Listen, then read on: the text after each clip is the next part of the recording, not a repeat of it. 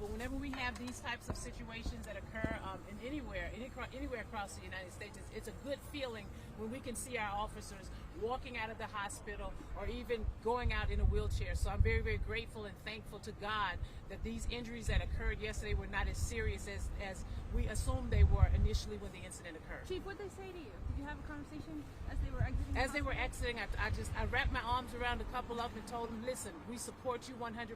Take your time coming back to work. Whatever you need, we will be there to support you. How were their spirits coming out? The spirits was pretty high. One of them shouted out to me, "Don't worry, Chief, we'll be right back." So I'm very excited to know that they're excited about doing this work. And as you know, this is not an easy job. We signed up for it. We know what the circumstances and the risks are with regards to law enforcement and being police officers in our communities. But it's a great day when we can see our officers walking out of the hospital in good spirits. Chief, any update on the investigation?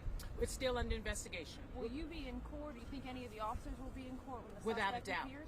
Without a doubt. We're going to do everything we can. I just have to figure out if my schedule can accommodate that, but we certainly want to be there to show support, number one, of our officers, but to see how this is going to play out. What kind of additional history of this suspect? I do not.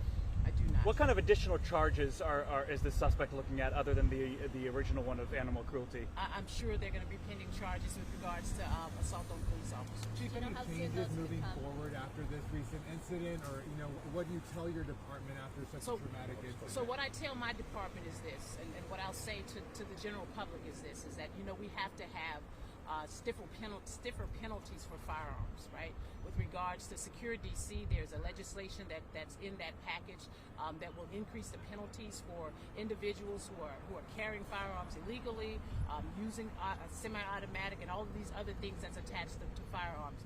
It's in Secure DC. It is my hope that the DC Council would pass Secure DC with no amendments in order to support the work that we're doing here in the District of Columbia. Hey, Chief, how about a quick message to the kids who had to walk to school on Valentine's Day and cross under police tape to get to school yesterday? Well, what I will say about our young people, I know most of you have known I'm very, very passionate about our young people. My main concern on yesterday, obviously, was making sure that our young people are safe, especially the young people that are at KIPP, DC Lead Academy. I spent a lot of time yesterday speaking with OSSI Superintendent Dr. Christina Grant and also Deputy Mayor Paul Kine with regards to how we were going to ensure that our children were safe and could return home safely. And I think we accomplished that. You guys have a great rest of the day. Thanks, Chief. Thank you.